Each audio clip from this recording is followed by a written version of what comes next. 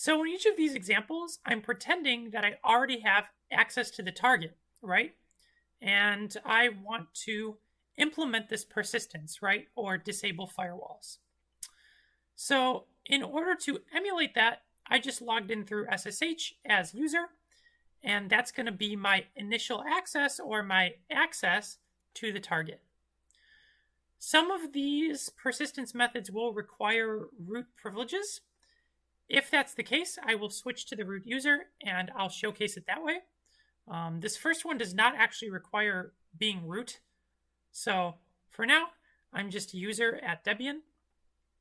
I also have 3 tabs open here. I have my sliver, which is open in the far left tab. That's on my attacking machine. I have my actual connection to the target is open here in this middle tab, and I connected through SSH. And on the right here, I just have a regular terminal on my Kali machine. I'm using this to stay organized so I don't have a bunch of terminals floating around everywhere and it getting all cluttered. The first technique that I'm going to show you for persistence actually has nothing to do with command and control. We're not going to be using Sliver. We're going to be using a service that you're familiar with, and that's SSH. So if you remember, there are 2 ways to connect via SSH. There's password authentication and there's key-based authentication.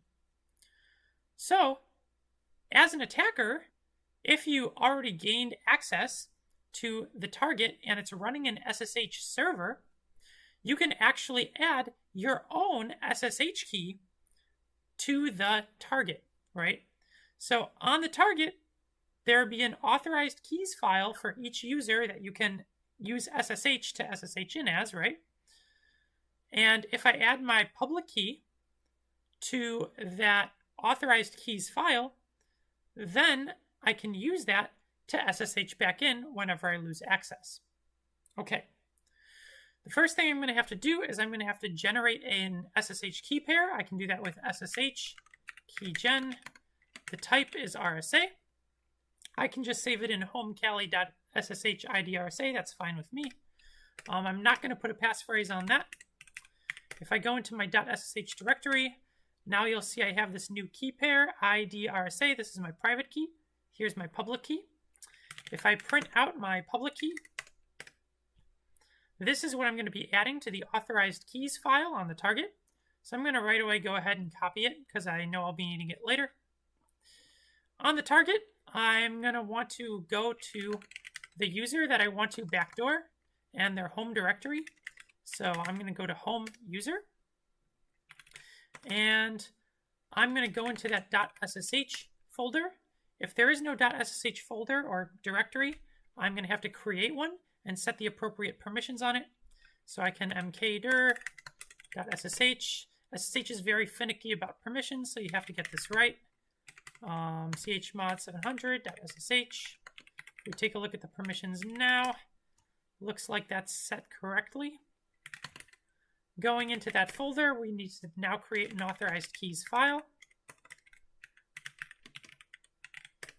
Again, SSH is very finicky about the permissions on the authorized keys file, so we have to make sure we get that right. And that looks like it should be. And the last thing I can do is I can actually add my SSH key to the authorized keys file. So here I'm using echo. I'm printing out that SSH key, and I'm adding it to authorized keys. Okay, now let's say I ever lose access.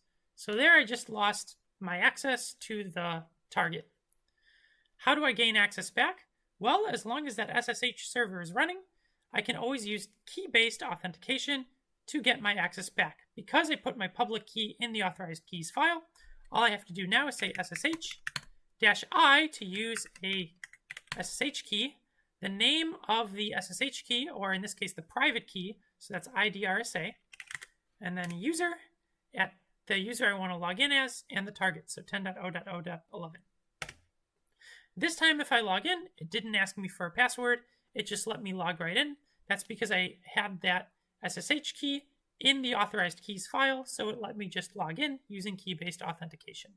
Switching over to the defensive perspective, now is when you really have to pay attention. How do we stop an attacker from being able to get in with a public key? Well, first of all, we're going to need to remove that attacker's public key from the authorized keys file. So if I go to .ssh in my home directory and I print out authorized keys, you can see the attacker's public key there. So I'm just going to edit authorized keys. I'm going to select Control K to remove that line. And now the attacker's key is no longer there. So if they tried to SSH back in again with their key pair, it's no longer going to work. The second thing I can do is, if I don't need public key authentication at all, like if there are no scoring users using public key authentication, I can disable it entirely. So in order to do that, I'm going to need sudo privileges. So I'll say sudo. I'll edit nano etc ssh sshd config. This should be familiar from before because we've already done this in the past. And if I look for pub key authentication, I just want to set that to no.